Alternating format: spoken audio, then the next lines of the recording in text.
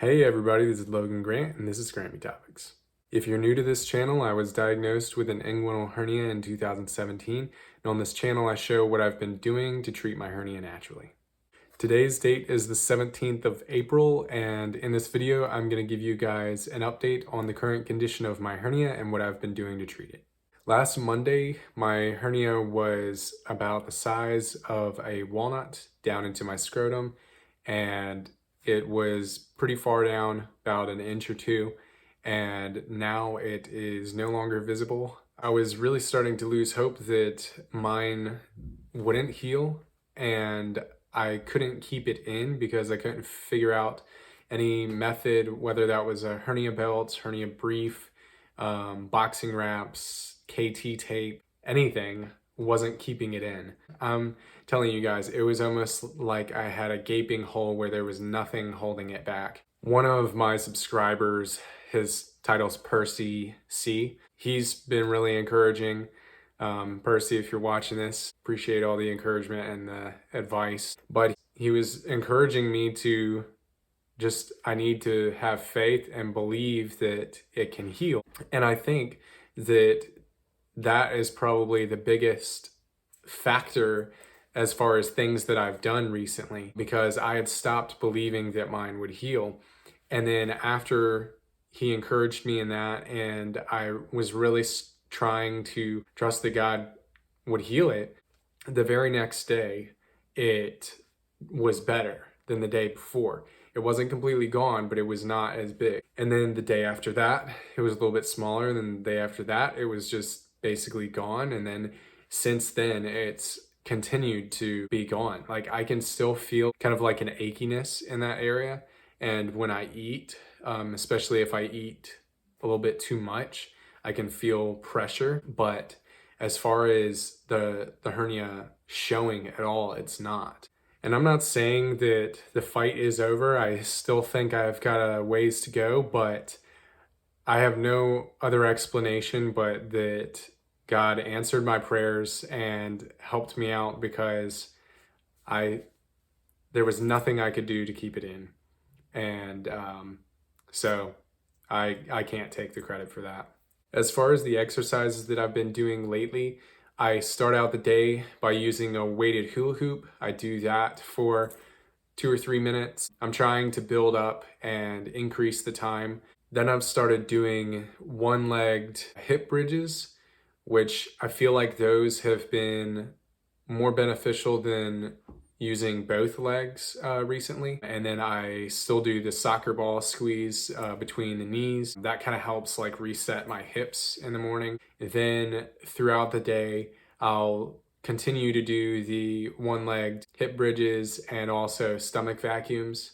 And that's about it as far as those kinds of exercises. I've also been walking a lot. Usually after work, I'll go to the track where I'll just walk on the road, and I'll usually take my shirt off and try to get some extra vitamin D, and I think that's been helping a lot too. And I was listening to something yesterday on how important that is for strengthening the immune system and how most people are vitamin D deficient, and I don't supplement, so I think that's helped. And also I've been doing stair climbs, just walking up and down bleachers. I'll do that for about half an hour straight, just up and down. I'm being very careful when I'm going up to step flat and really bring my hips forward completely when I'm extending my leg. And then I'll kind of run down and then walk back up. And so it's a really good workout and really good for the pelvic floor.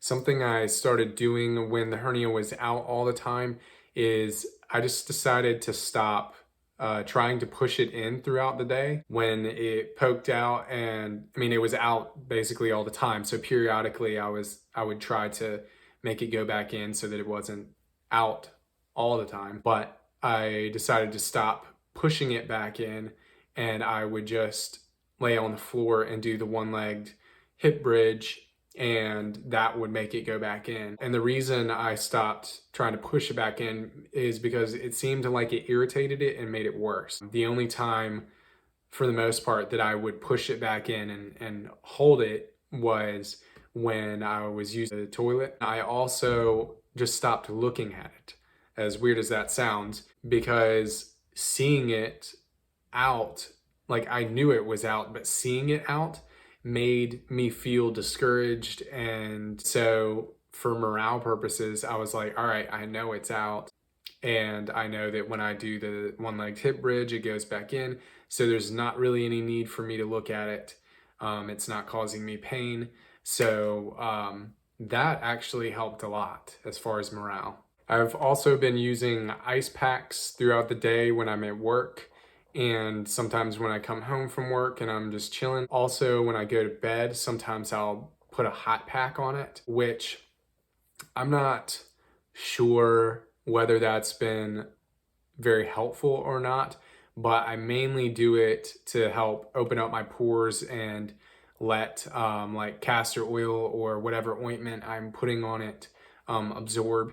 I've been using this lately, Dr. Christopher's Tissue and Bone and Dr. Christopher's Comfrey. I've been massaging with those lately, and then sometimes I'll put the hot pack on top afterwards. Before I got these, I was using castor oil, which I still do from time to time, but I think these are working pretty good. Some of the supplements I've been using lately has been Dr. Christopher's Tissue and Bone Syrup, because I was just like, all right, I'll put this stuff on the outside and put it on the inside and see what happens. Usually I'll take like a shot glass of that before bed, and sometimes I'll mix some of this in with it, Dr. Christopher's lower bowel, and that's really good for, you know, cleaning you out, but it's very gentle. It doesn't have a good flavor, but it works. So I'll put 30 drops into the shot, take that, and go to sleep. They both have some alcohol in them, so that's one of the reasons I take it before bed, because I was taking some, like half a shot in the morning and half a shot in the evening, but just didn't really feel good with the alcohol like first thing in the morning. Also, I've been using a gut health kit by Global Healing Center, and it comes with enzymes, probiotics, an aloe formula they make, also a what's it called, magnesium supplement, which helps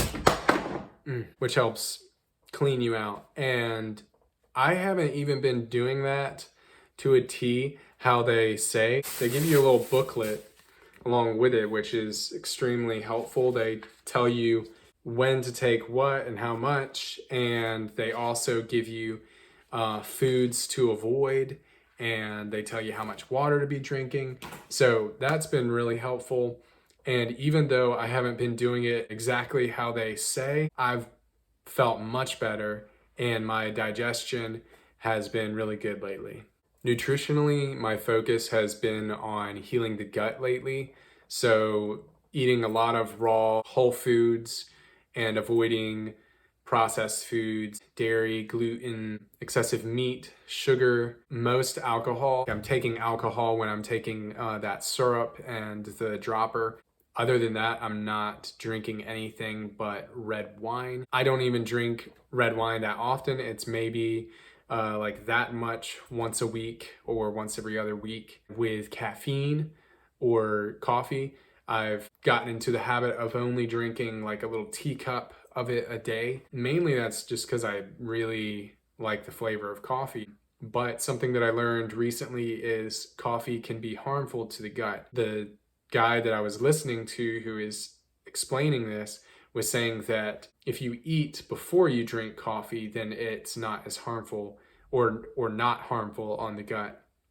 And different people process caffeine differently, which is one of the reasons why I had reduced how much I was drinking, is because I was getting like heart palpitations and feeling anxious and things like that from it. Just having that small amount in the morning, it makes me feel good, and I don't get those adverse effects from it. Lately, my routine has been I'll get up in the morning, I will get some water, I'll put some soul water in it, which is Himalayan pink salt that You put some in a jar or whatever, fill it with water. You continue to add salt until the salt no longer dissolves, and then you know you have the right concentration and it's high in minerals and things like that. And I'll put a little bit of that, maybe a tablespoon in with like 20 ounces of water, and then I'll put some trace minerals. If I have time, I'll get the juice from either half a lemon or a whole lemon. Depends on how I'm feeling that day. And I'll put that in there and I'll drink that. And that has been great. Gives me a lot of energy, really makes me feel good. Then I'll eat a little bit of something and drink a little bit of coffee.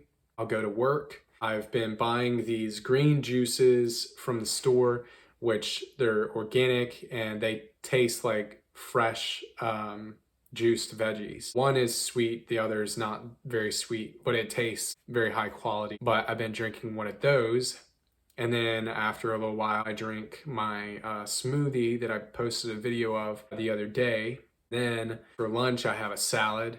And then for dinner, I have whatever the family's having. Usually it's a higher protein, more calorie dense meal, but I still am trying to avoid the foods that are not good for my gut and the hernia when I'm eating what they're eating. Well guys, that's about it. I hope that you guys were able to get something out of it, even though it was a bit all over the place. Don't forget to like, subscribe, share, comment, and hit the notification bell.